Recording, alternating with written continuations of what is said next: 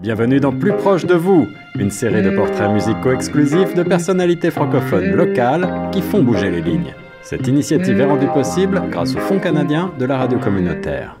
Bonjour à tous, bonjour à toutes et bienvenue dans une nouvelle émission Plus proche de vous sur les ondes de Choc FM 105.1. Ici Guillaume Laurin, je suis très heureux aujourd'hui de vous présenter mon invité du jour, Madame Elisabeth Allard. Bonjour Elisabeth, comment allez-vous? Bonjour Guillaume, je vais très bien et j'espère que vous allez bien aussi. Ça va bien, merci. Je rappelle à nos auditeurs et à nos internautes sur la page YouTube de Choc FM que cette émission Plus proche de vous est financée en partie grâce au Fonds canadien de la radio communautaire que l'on salue au passage. L'émission, comme d'habitude, va être l'occasion de mieux vous connaître, Elisabeth, de retracer votre parcours à travers les différents accomplissements qui ont été les vôtres, les différents engagements, et je sais qu'ils sont nombreux. J'ai hâte de faire découvrir tout ça à nos auditeurs. Et puis, comme toile de fond, comme d'habitude, pour alléger un petit peu ce portrait, on a la chance d'avoir des choix musicaux. Notre invitée, Elisabeth, nous a envoyé, comme d'habitude, 4 choix musicaux qui vont ponctuer donc cette émission et qui nous serviront aussi de support et de prétexte pour revenir un petit peu en arrière dans la carrière d'Elisabeth. Bâtisseuse communautaire et leader franco-ontarienne, tel est le sous-titre de sa biographie. Elisabeth, en 2 mots, pouvez-vous peut-être commencer par nous rappeler où vous êtes née, où vous avez grandi, puisque vous êtes une franco-ontarienne, je crois, d'adoption, n'est-ce pas? Je suis une franco-ontarienne de naissance. De Je naissance, suis vraiment de de naissance. naissance. Je suis née à Ottawa, Oh, sur la rue Marie, à la basse ville d'Ottawa, qui a un gros parcours d'histoire là, dans ce coin-là. Mais à 18 mois, euh, j'ai une tante qui était la sœur de ma mère et son mari, qui était un marin de la marine marchande et demeurait dans le bas du fleuve, m'ont adopté, mais pas légalement. OK? hmm. Alors, j'ai gardé un lien avec ma famille biologique toujours. J'ai gardé mon nom aussi. En fait, ça, c'est une autre histoire aussi parce que j'ai porté plusieurs noms. Mais là, à ce moment-là, j'avais 18 mois et je suis allée demeurer et j'ai grandi dans le bas du fleuve, au Bic, un beau petit village maritime près de Rimouski. J'ai grandi là et en 1950, mes parents, que j'appelle mes parents adoptifs, mon père a dû déménager à Québec parce que la station de pilotage sur le Saint-Laurent avait déménagé. Alors, j'ai grandi à Québec et j'ai continué ma jeunesse à Québec. Et il me semblait avoir lu que vous aviez effectivement fait une partie de vos études, en tout cas à Québec.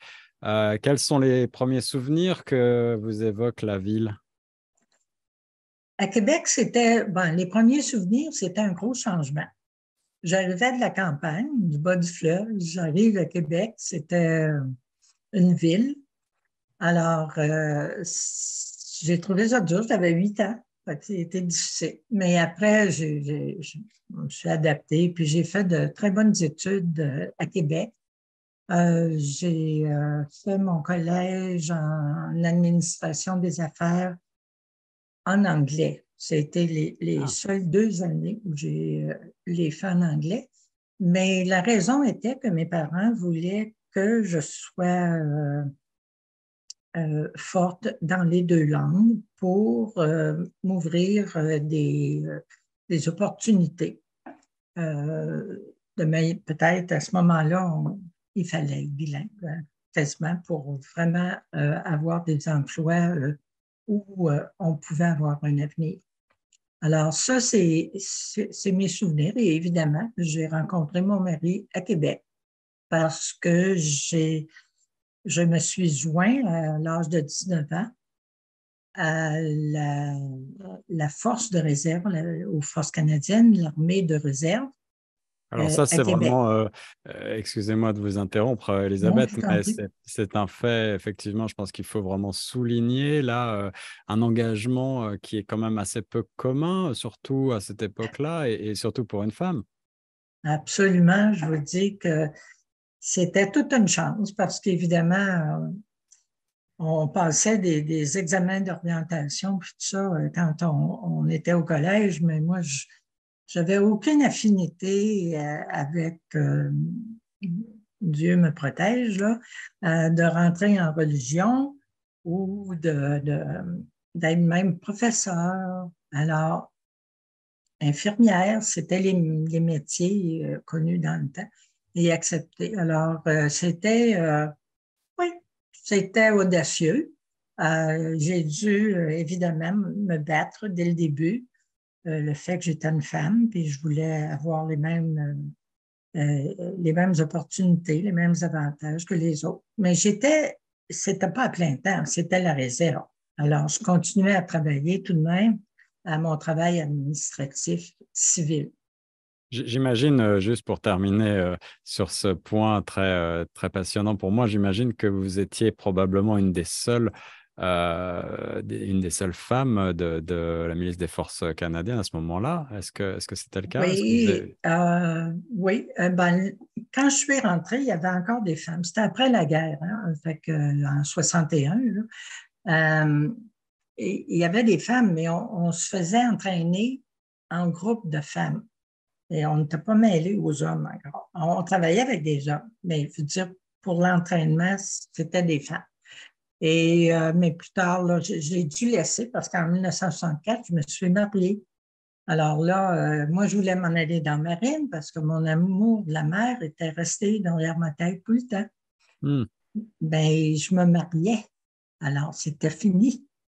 On ne prenait pas les femmes mariées, puis encore moins s'ils voulaient avoir des enfants. C'était l'époque. Et pourtant, donc, vous êtes resté dans les forces armées canadiennes pendant quasiment une grande partie de votre carrière, en tout cas. Mais on va y revenir. On va peut-être commencer par un premier extrait musical pour rentrer dans le vif du sujet un petit peu plus et puis faire le pont entre donc votre histoire et le présent. Vous avez choisi Félix Leclerc, un classique avec Moi, mes souliers. Est-ce que vous voulez nous dire deux mots de ce choix, Elisabeth, pour commencer? Ouais, d'abord, ça me rappelle des souvenirs d'enfance. J'allais souvent chez une de mes tantes pour des vacances et elle avait tous les chansons, tous les disques de Félix Leclerc. Alors, je les ai tous écoutés, puis je ne peux pas les chanter parce que j'ai une voix terrible, mais je savais les paroles. Alors, ça m'a suivi pendant ma jeunesse. Et évidemment, moi, je voulais mettre mes souliers et puis faire du chemin aussi. Alors, c'était vraiment, et ça a continué. Cette chanson-là va me suivre jusqu'à quelques années passées où on peut y revenir, où j'ai écrit quelque chose pour les aînés. Bien entendu, on va parler de l'engagement qui est le vôtre auprès des aînés, mais tout de suite quelques notes de Félix Leclerc, donc pour illustrer cette philosophie de la vie, Elisabeth Allard, dans Plus proche de vous sur les ondes de choc. Moi, mes souliers ont beaucoup voyagé.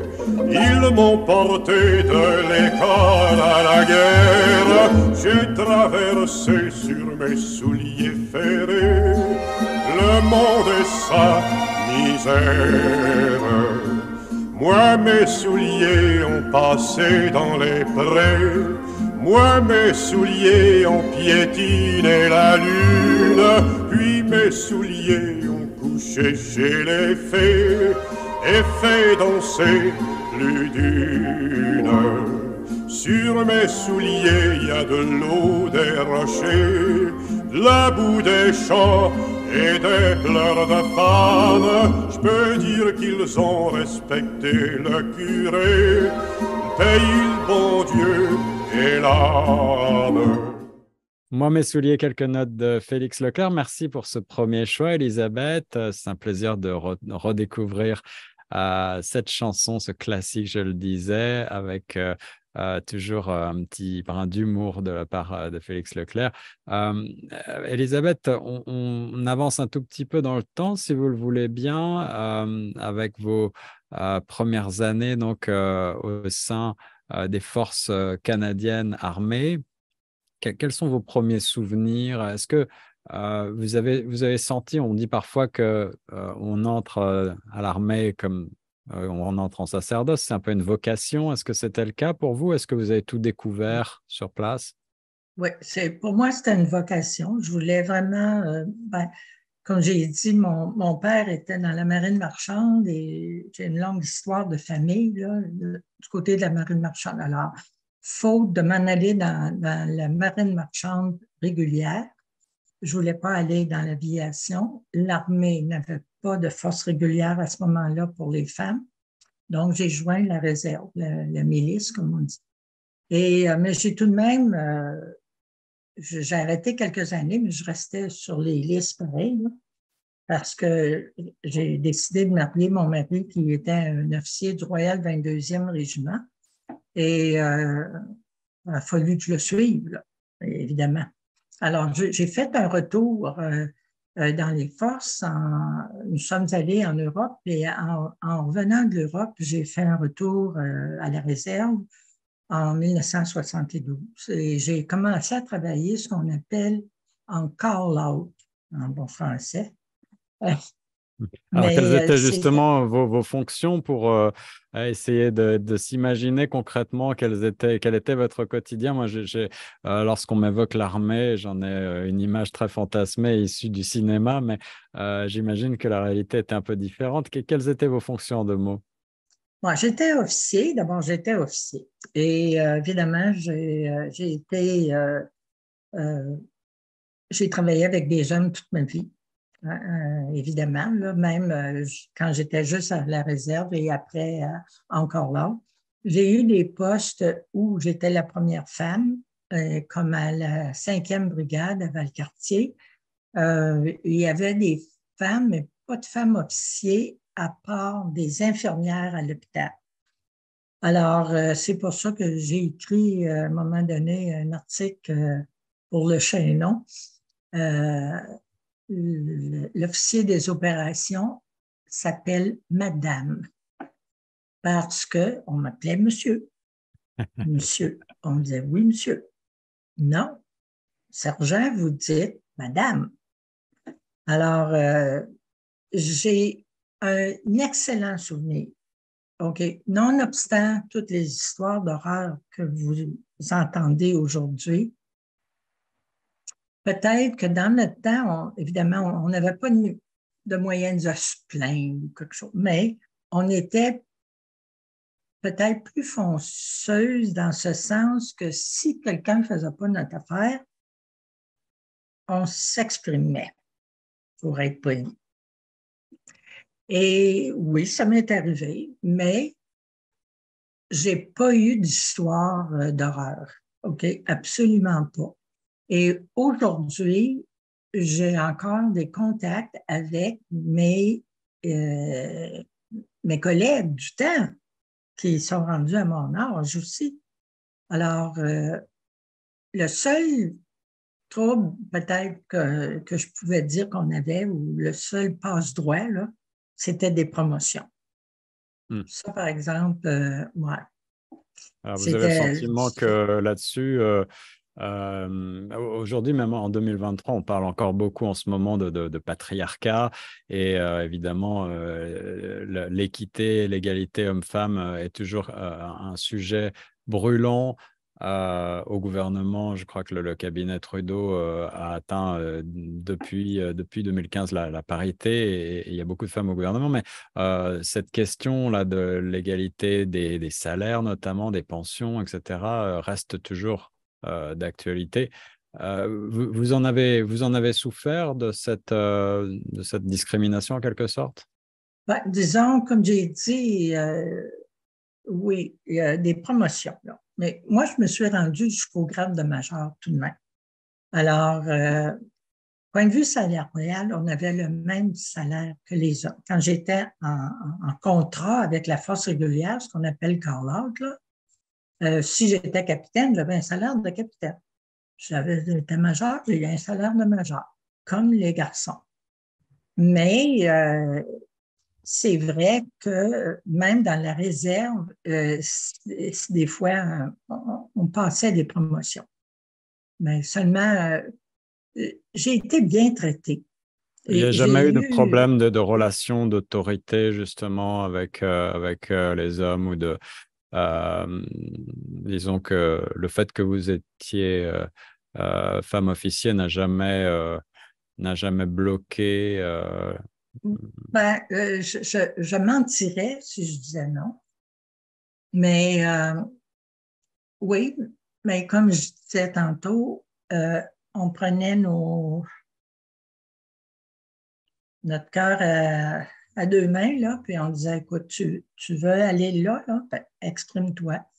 Et j'ai dû le faire auprès des autorités supérieures et j'ai été bien reçue et j'ai gagné mon point. Alors, sans expliquer exactement là, et nommer personne, mais c'est ça. Alors, puis après, là, dans les années 78, 80, puis tout ça, j'ai travaillé ici à Ottawa, au quartier général de la Défense nationale. Et non,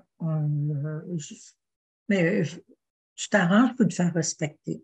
Et puis, finalement, des plaintes, là, écoutez, on en avait des civils, là, moi j'étais militaire, j'avais des plaintes de civils qui revendiquaient telle et telle chose. Ouais. Alors, le dommage aujourd'hui, ce que je trouve, là, c'est que justement, les jeunes, là, ils partent d'une famille, ils arrivent au collège militaire. C'est quoi le problème? On ne peut pas dire que l'armée les a endoctrinés, là, déjà. Là, ils arrivent d'une famille. Alors, je ne sais pas, moi, mais là, après, quelques années après, oui, c'est entendu, c'est une institution qui se protège. On protégeait nos patrons. On ne les mettait pas dans l'eau chaude. Mais moi, personnellement, je n'ai jamais laissé passer de choses qui choquaient ou qui étaient vraiment une situation là, problématique. Je mettais mon pied à terre, puis je le faisais pour moi, mais je le faisais pour mes employés aussi. Alors, si je ne m'abuse, je vois que vous avez été première femme officier à occuper un poste opérationnel à la 5e brigade du Canada. Et pour ce qui va nous intéresser le plus, probablement, vous avez été, je pourrais dire presque toute votre vie, véritablement engagée pour la francophonie, que ce soit dans votre carrière militaire ou civile. Et vous êtes toujours, je le sais, très active, même au-delà de la retraite. Et on aura l'occasion d'évoquer évidemment tous ces engagements-là. Vous avez pourtant étudié, vous le disiez, aussi en anglais. Alors, d'où vous vient cette soif, ce besoin de soutenir la francophonie et de vous positionner en tant que leader franco-ontarienne? Ouais, ça vient dès mon jeune âge. Là, mes parents, ma mère était une diplômée, elle était montréalaise, elle était diplômée du Collège La Salle. Alors, elle avait étudié le français, elle avait étudié toutes les ramifications de littérature, etc. Alors, déjà, ma langue, c'était ma langue et on la respectait. Et quand je me suis mariée, on a fait la même chose avec nos enfants. On a dit, à la maison, on parle français. Bon, mon mari était francophone, alors, évidemment. Alors, Alors, on a dit, vous parlez français à la maison. Vous parlez anglais dehors avec des amis anglophones, pas de problème. Mais ne mêlez pas les deux langues. Français, anglais. Si tu parles français, parle français. Si tu parles anglais, parle anglais. Et là, bien évidemment, moi, dans ma carrière, j'ai été aux langues officielles au sein de la Défense nationale et de la Commission de la capitale nationale aussi pendant 26 ans. Alors, évidemment, je ne pouvais pas me mêler aux organismes à ce moment-là. Il faut que tu sois loyal à ton poste au fédéral. Là. La langue officielle, tu défends les deux groupes. Mais à ma retraite, je me suis impliquée complètement parce que j'ai toujours dit, notre langue, il faut la défendre, il faut la parler, il faut parler français aux anglophones. Et on veut qu'ils apprennent le français, on les envoie sur des cours de langue, puis parce qu'un anglophone dans une réunion, tout le monde va aller en anglais. Non, ça ne marche pas. Moi, ça n'a jamais marché comme ça. On avait de la traduction et on avait des moments où moi-même, je leur disais ce qu'on a dit en français, voici en anglais. Oui, il faut être rigide, mais c'est comme dans n'importe quoi. Quand tu as une bonne gestion, il faut que tu donnes l'occasion aux gens de se perfectionner. Alors, les langues, il fallait aider nos anglophones. Ça c'est correct. Mais ce que je déplore aujourd'hui, c'est que je suis rendue à 81 ans, là. On est en 2023 et on entend encore les mêmes excuses pour la non-publication de choses en français. Et on va revenir sur cette vie de revendication et sur l'importance de continuer le combat. Mais vous évoquez tout à l'heure, Elisabeth, le souvenir de vos parents et justement de la pratique du français à la maison. Souvenir d'un vieillard, c'est le titre du deuxième extrait que vous nous proposez, Patrick Normand. Est-ce que vous voulez nous dire quelques mots là-dessus? Ben, ça m'a toujours touchée parce que en plus de la francophonie, le vieillissement, c'est un fait de la vie. J'ai vu mes parents vieillir, mais pas assez. Ma mère est décédée à l'âge de 61 ans. Ah oui, c'est très jeune. C'est très jeune.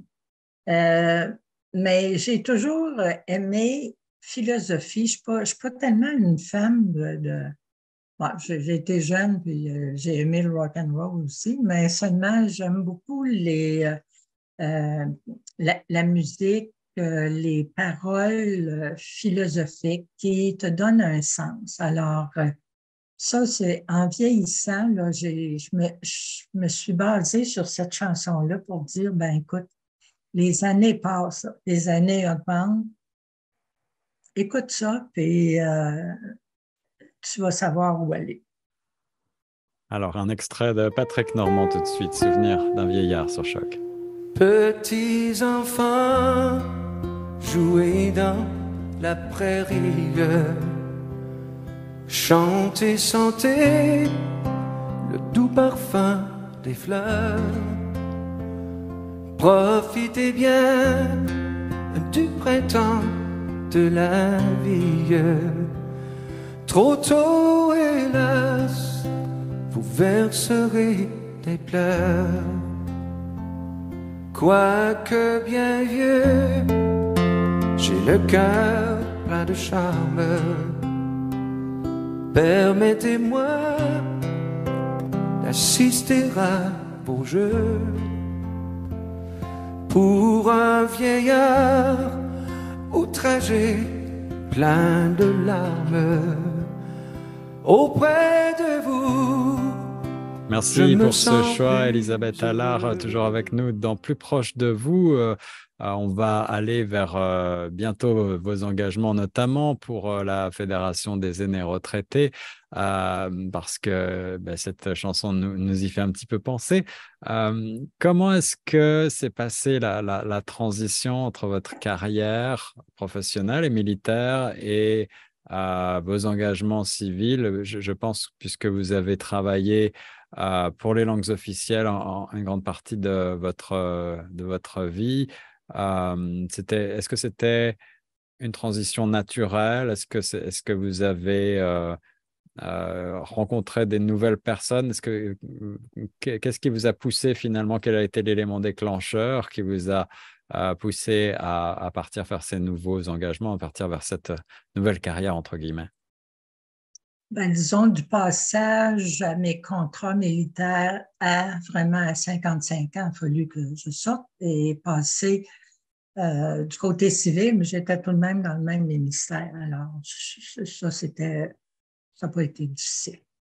Mais lorsque j'ai pris ma retraite en 2003, j'avais 61 ans et je l'ai pris parce que j'avais des petits-enfants et je voulais faire partie de leur vie. Alors, c'était une décision réfléchie. Oui, j'aurais pu rester parce que, justement, on nous gardait les fonctionnaires encore plus longtemps. Mais c'est un choix que j'ai fait. Et ce que j'ai trouvé difficile, par contre, c'est quand tu prends ta retraite, là, c'est beau avoir des petits-enfants. Oui, bien, moi, je fallait que je fasse d'autres choses. Je n'étais pas une sportive, absolument pas, à part que de faire des marches alentour de la maison. Mais il fallait que les neurones, il fallait que ça fonctionne. Et j'ai essayé du côté communautaire, puis tout ça, puis caritatif. En tout cas, ça ne marchait pas. Non, c'est fait marcher mes neurones. Quelqu'un fait marcher mes neurones. Et c'est là une charmante dame qui faisait partie de la Fédération des aînés francophones de l'Ontario à l'époque, m'a dit, Elisabeth, notre organisme cherche quelqu'un pour écrire dans son petit journal. OK. Moi, c'est du bénévolat que je voulais. Là. Alors, je me suis rendue au bureau de la directrice générale de la FAFO. Et elle m'a dit, j'ai lu votre CV, madame, votre parcours, tout ça. Non. J'ai d'autres choses pour vous. Vous allez réécrire nos statuts et règlements. Oh boy. Je n'avais pas de connaissance vraiment, moi, des organismes bénévoles. Alors, j'ai dit, très bien, OK, moi, je n'ai jamais écrit, pas de problème. Mais vous allez me donner une équipe. Je vais avoir une mémoire corporative avec moi parce que je ne connais pas votre... Puis, je vais avoir un syndicaliste parce qu'on a besoin de l'opinion de ces gens-là. Je l'ai eu. J'ai réécrit les statuts et règlements et puis, en tout cas, je me suis ramassée à un moment donné présidente de la FAFO et ce que j'ai fait à ce moment-là, peut-être vous allez me le demander plus tard, mais j'ai fait un gros changement. J'ai appelé ça la FAFO. Oui, on va justement, alors, puisqu'on en est là, expliquez-nous ce tournant majeur et sous votre impulsion, donc quelle était la volonté derrière tout ça? C'était, et ici, là, je n'ai pas de préjudice, OK? Mais les clubs, d'abord, l'âge d'or, ça, j'avais horreur d'appeler ça. Ça commençait à s'effriter, cette expression-là. Là. Alors, moi, ce que je considérais, c'est qu'on n'attirait pas les jeunes retraités. Ouais. Ils pensaient tous que c'est tous des petits vieux qui jouent à pétanque, puis OK, puis en tout cas. Fait que là, il faut mettre le mot retraité en quelque part. Fait qu'on l'a mis dans le titre. Les aînés, Ils ont eu de la misère à l'avaler, là. Les plus vieux là, du temps, là, évidemment, c'était un gros changement. Ben, ils se sont habitués. Et puis, on en a fait aussi, on a ajouté un aspect de membre individuel. Fait que si tu veux faire partie d'un club d'aînés, tu peux entrer, rencontrer la mission, la cause, puis tout ça, comme individu. Fait que ça, en tout cas, ça a passé, puis ça existe encore aujourd'hui, et ça va très bien. Vous avez pour philosophie, entre guillemets, que vieillir est un art. On a compris votre attachement à ce concept, je pense, comme vous l'avez très bien expliqué, avec votre engagement à la Fédération des aînés retraités francophones de l'Ontario. Vous avez été présidente assez longtemps. Vous étiez vice-présidente aussi de la Fédération des aînés francophones du Canada. Et j'ai été présidente ensuite. Et présidente ensuite. Ouais. À travers toutes ces expériences-là, et puis évidemment, on va aussi aller vers la période de la pandémie. J'imagine que vous avez pas mal de choses à nous dire, mais pour ce qui en est de la perception des aînés aujourd'hui dans la société canadienne, quel est votre sentiment? Est-ce que vous pensez que les choses ont évolué dans le sens où l'agisme qu'on montre souvent du doigt commence petit à petit à reculer? Est-ce qu'il y a toujours beaucoup de travail à faire de ce côté-là? Il y a encore du travail, mais écoutez, l'agisme, ça se fait des deux côtés. Hein? Alors, combien de fois on voit une personne de notre âge dire Ah, Seigneur, j'ai manqué de me faire frapper, mais c'était un jeune qui était au volant. Bon, c'en est de l'agisme. Ça marche des deux côtés, l'agisme. Évidemment, quand j'ai écrit la brochure Vieillir est un art, et puis je l'ai ici, là, c'était justement pour donner un coup de pouce aux aînés, pour rire de nous un petit peu, là. OK? Et qu'on prenne conscience qu'on passe une époque là, qui est critique, puis que c'est bien de valeur, mais il faut accepter beaucoup.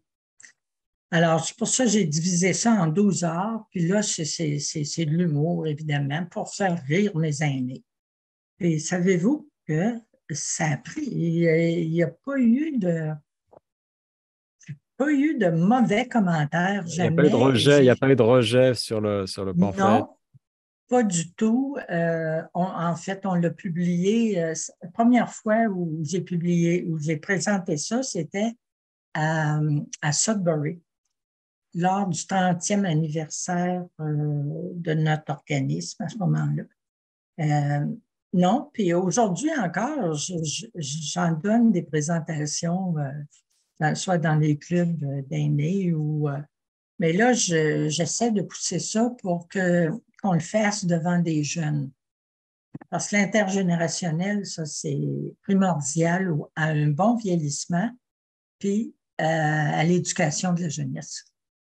Et qu'est-ce qu'on peut faire justement en tant qu'organisme communautaire? Une station comme Choc FM, évidemment, est très à l'écoute et très impliquée dans ces questions-là.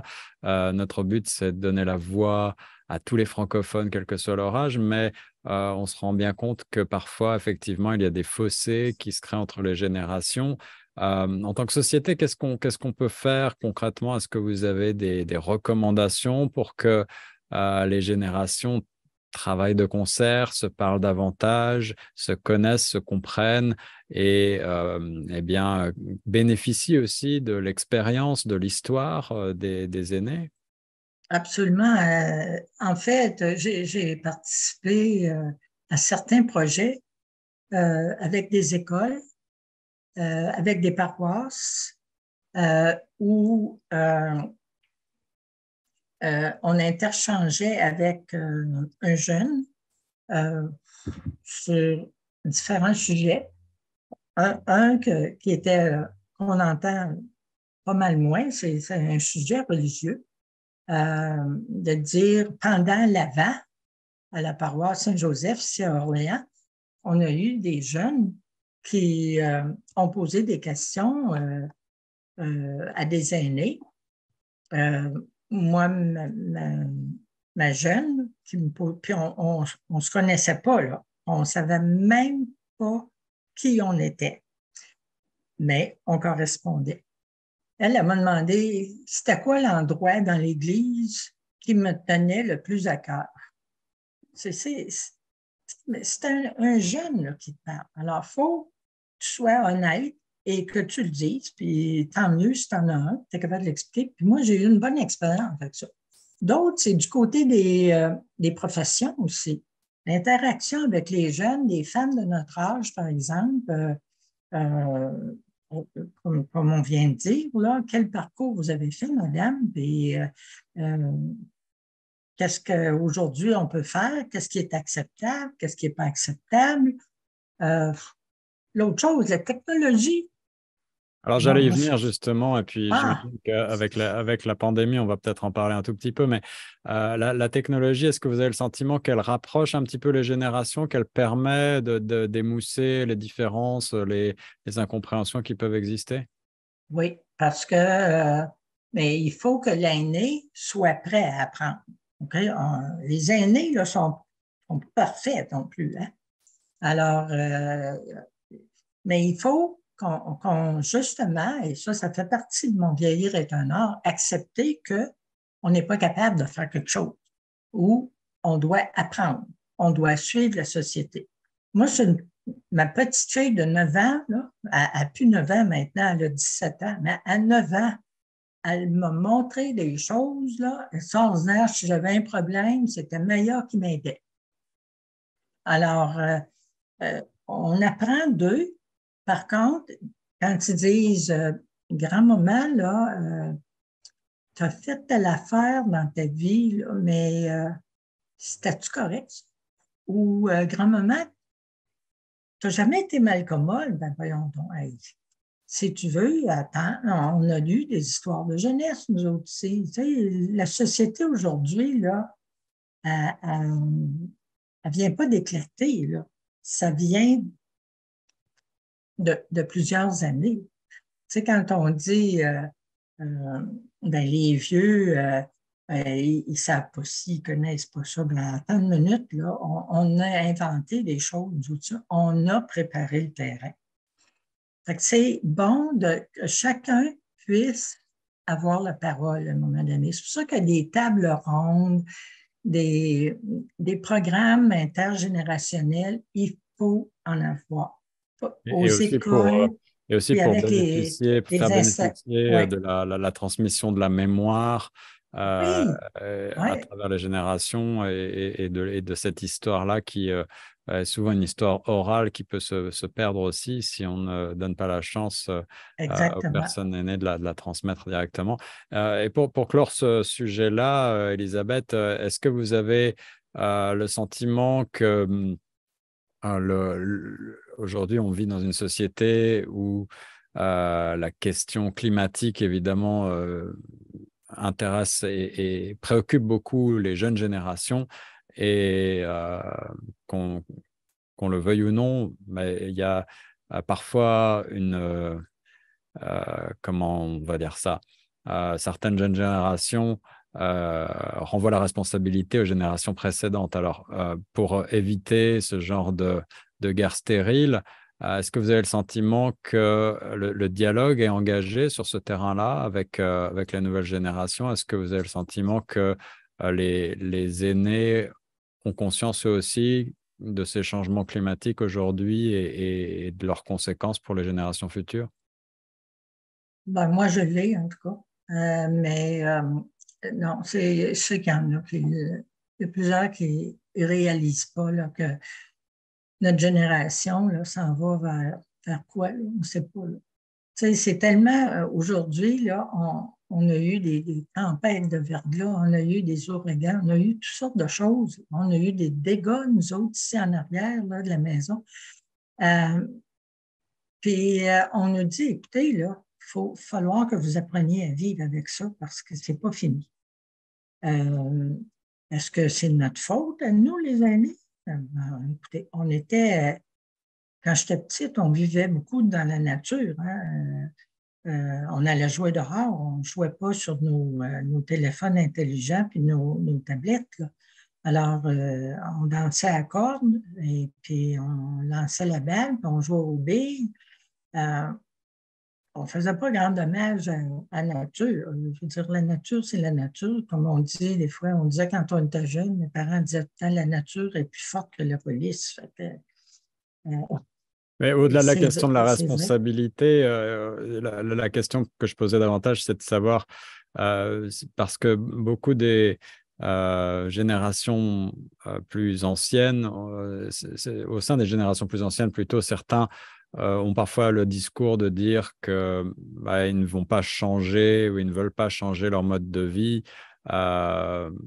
Parce qu'ils ne seront plus là dans quelques temps. On a l'impression que les conséquences ne vont pas véritablement les toucher, mais elles toucheront nécessairement les générations à venir, les plus jeunes, qui eux, s'en préoccupent beaucoup plus. Et c'est là-dessus qu'il y a parfois comme une incompréhension. Là, on a eu ce terme de boomer qui a été utilisé un petit peu comme une insulte par des plus jeunes générations, probablement à tort, mais on a bien vu qu'il y avait cette espèce de crispation générationnelle autour de ces questions de climat, et c'est la raison pour laquelle je vous posais cette question-là. Qu'est-ce qu'on peut faire collectivement, là encore, pour que les uns et les autres se parlent davantage et comprennent, embrassent la problématique qui est une problématique commune à l'ensemble de l'humanité, pas seulement celle des futures générations? Je pense c'est un sujet complexe, très complexe. Moi, je ne suis pas spécialiste là-dedans, mais il reste, on a besoin, tout le monde a besoin d'éducation. Alors, les aînés aussi, on en a besoin, mais puis les jeunes vivent dans une société différente de la nôtre, évidemment, mais au moins, à l'environnement, on prend soin de notre environnement en général. Il y aura toujours des exceptions, mais ça, quoi faire? Hein? C'est difficile. Mais moi, je trouve que on vit au niveau climat, là, puis la façon dont on se comporte avec le climat, c'est très différent de quand on était jeune. C'est pas notre préoccupation, ça. OK? On était en hiver, on marchait pour aller à l'école. Aujourd'hui, avec tous les problèmes d'autobus, puis de train, puis de tout ce que tu voudras, c'est certainement pas bon pour l'environnement. Et ça donne pas confiance, je pense, à la jeunesse d'aujourd'hui, là, qui disent, il y a toujours quelque chose de travail. Qu'est-ce qu'on peut faire? Puis, il ne faut pas chercher à qui la faute. Ça, il ne faut pas chercher ça. C'est malsain, ça. Il faut dire, on a évolué, le monde a évolué à tout point de vue. Je pense qu'il faut se mettre d'accord pour dire, écoute, on fait de notre mieux avec les moyens qu'on a. Mais de jeter le blâme, là, sur qui que ce soit ou quoi que ce soit, là, je reviens à dire, la nature est forte. Et il y a tellement de phénomènes qui se promènent au-delà de nos connaissances que non, c'est pas une bonne façon de voir les choses, de mettre le blâme, de chercher à mettre le blâme. Elisabeth Allard, le troisième extrait que vous nous proposez pour marquer une courte pause, c'est René Simard avec L'Oiseau. Vous m'avez gentiment marqué quelques notes pour préparer l'entrevue. Espoir et souvenir de notre génération, mais vous avez choisi justement de faire le lien des générations avec une version plus contemporaine interprétée par Sophie Grenier au concours La Voix. Pourquoi ce choix? D'abord, le grand-père de Sophie était militaire, même régiment que mon mari, alors on se connaît très bien. Et ses deux parents sont militaires ou sont peut-être à la retraite là, maintenant, mais en tout cas, ils étaient militaires. Et évidemment, j'ai suivi son parcours là, jusqu'à elle arrive à la finale à la voix. Alors, j'ai trouvé, puis ça, ce sont les paroles de Sophie. Elle a dit juste. Quand on lui a demandé pourquoi elle avait choisi cette chanson-là, elle a dit, ben, ça me rappelle mon enfance. J'ai été élevée par des militaires, par des parents qui étaient souvent absents à cause de leur travail, de leur profession. Alors, elle aussi, elle a fait le lien là, avec le départ de l'oiseau et puis, etc., là, le reste de la chanson. Alors, moi, ça m'a touchée beaucoup parce que j'ai dit, ben, même comme femme de militaire, mon mari était parti souvent aussi, puis mes enfants ont subi ça.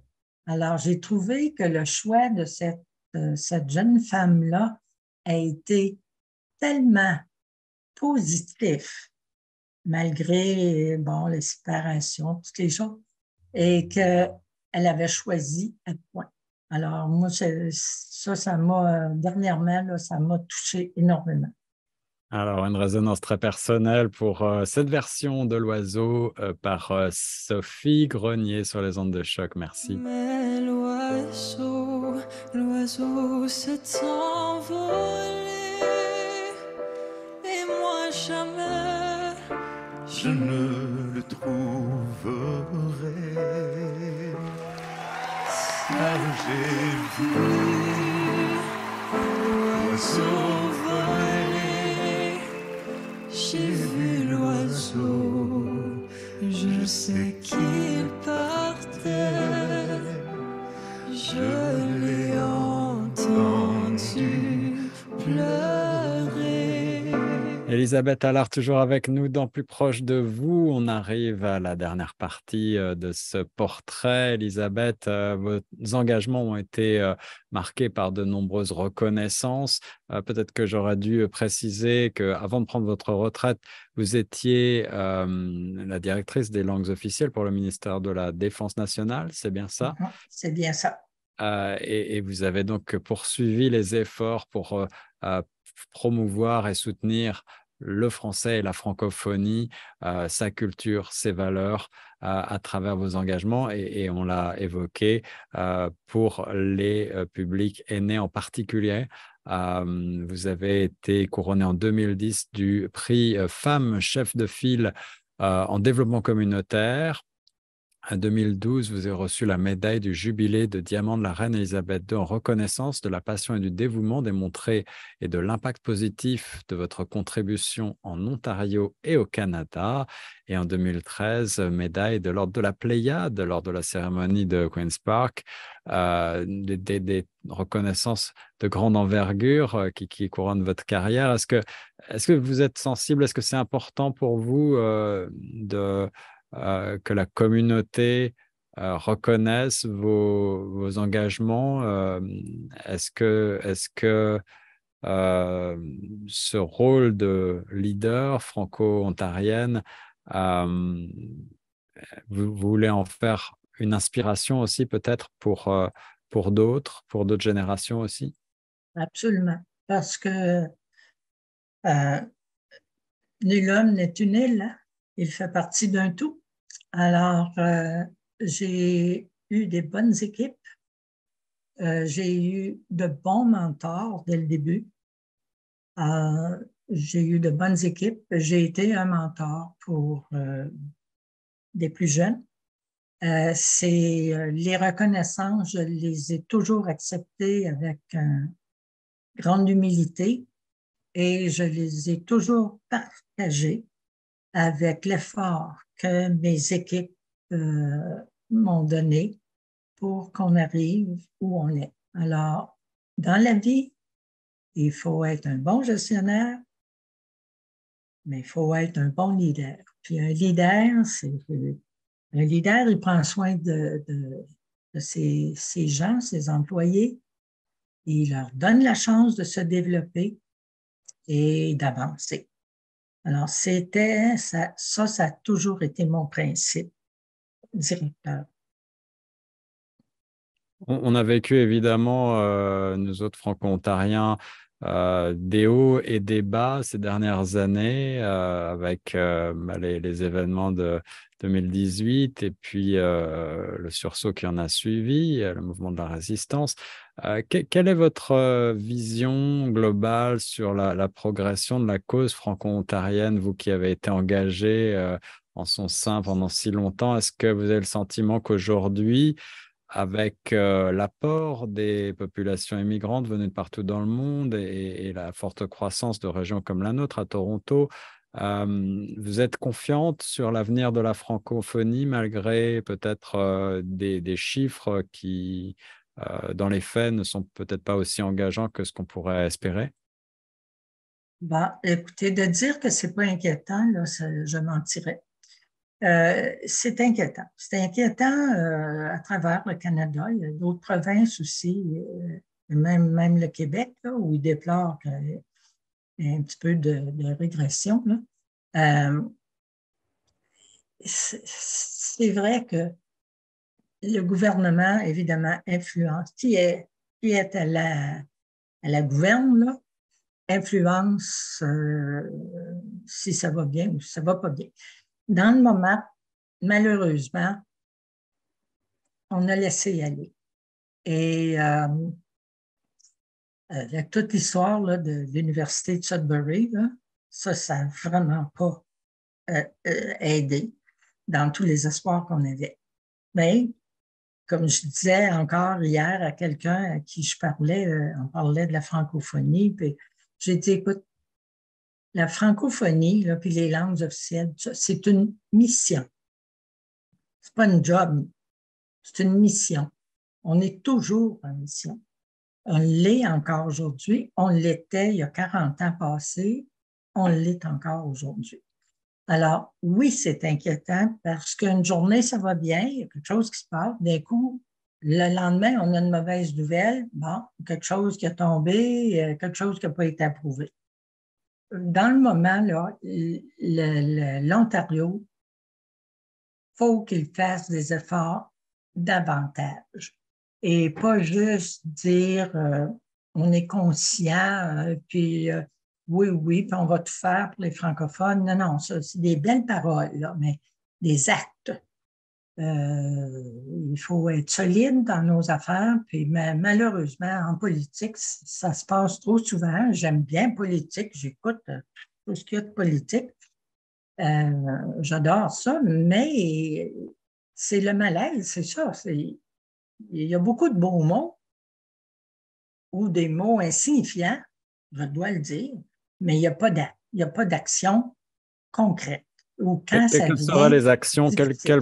quelles devraient être, selon vous, les actions à prendre pour soutenir la francophonie, pour faire en sorte que l'éducation francophone progresse et qu'on prenne tous collectivement conscience au Canada de la force de cette francophonie, de l'atout que constitue cette francophonie, aussi bien au niveau national qu'international, aussi bien au niveau économique que touristique, évidemment patrimonial. Qu'est-ce qu'il faudrait faire, outre évidemment injecter plus de fonds, mais quelles actions concrètes est-ce que vous pourriez envisager? Ben, d'abord, injecter plus de fonds, là, c'est beau quand on a dit je vais te donner 3 millions, hein, mais qu'est-ce que tu fais avec? Okay. Est-ce que tu payes des primes de départ à certains fonctionnaires ou ben non, si tu mets ça sur plus de formation linguistique ou quelque chose. Alors, c'est ça, ça c'est un point où ça doit être défini. On dirait qu'ils ne sont pas redevables de nous dire qu'est-ce qu'ils vont faire avec ça. Le Conseil du Trésor, là, c'est important. Et les gens ils ont conscience comment ça peut être important, le Conseil du Trésor, dans justement la surveillance des ministères pour s'assurer que, là, on dit on a une loi des langues officielles modifiée. C'est beau, mais ça, il faut savoir que c'est quoi? Il faut, en fin de compte, savoir si elle est appliquée. Comment est-elle impliquée? Et ça, le Conseil du Trésor, le gouvernement, a un gros rôle à jouer dans ça. On donne plus de pouvoir au commissaire, oui, c'est bien, mais encore là, faut-il qu'on suive si ça arrive. L'autre chose, moi, au point de vue éducation, pourquoi qu'on ne met pas puis ça, il y en a qui vont me châtier pour dire ça, le français obligatoire dans les écoles anglophones. Ouais, on apprend l'anglais. J'étais petite, puis j'ai appris l'anglais à l'école. Alors, pourquoi on ne fait pas ça? Ça serait un geste, ça serait un bon 2 pour 1. Ça ferait l'affaire du bilinguisme, puis ça ferait l'affaire des anglophones parce qu'ils auraient une éducation seconde. En Europe, les gens parlent plus qu'une langue. Bien sûr, absolument. Ici, on se bat encore. En 2023, voyons donc. Tu sais, mettez donc, justement, dans le système d'éducation, c'est le départ. Plein de bon sens, des paroles que j'approuve à Elisabeth Allard. L'heure qui nous est impartie touche déjà à sa fin. J'aurais pu vous écouter parler encore longtemps, mais je retiens la francophonie est une mission, j'ai beaucoup aimé, et ça prend des leaders passionnés et engagés, soucieux de promouvoir cette francophonie pour continuer le travail qui est à rebâtir un petit peu tous les jours, en effet. Mais merci de votre engagement, merci de vous être prêté à ce jeu du portrait. On va se laisser avec votre dernier extrait sélectionné aujourd'hui. Évidemment, vous avez choisi pour nous l'hymne de la francophonie ontarienne. Quelques souvenirs attachés à cette chanson? La première fois que je l'ai entendue, j'ai pleuré. Je pleure encore quand je l'écoute. Et ça vient me chercher, ça vient chercher bien du monde au cœur. C'est le reflet des efforts des générations qui nous ont précédés et qui vont nous suivre pour justement défendre notre langue. Quels que soient les obstacles, les grands défis, il y a du monde au front. Voilà qui boucle ce portrait d'Elisabeth Allard, bâtisseuse communautaire et femme de conviction. Merci beaucoup, Elisabeth, de vous être prêtée à ce jeu pour notre émission Plus proche de vous sur les ondes de Choc FM. Je vous remercie, ça m'a fait plaisir et de tout cœur, continuer les bons projets, des émissions comme la vôtre, c'est parfait. Merci, Elisabeth. Ils ont su donner tellement d'enfants qui, une fois devenus grands, ont résisté aux conquérants.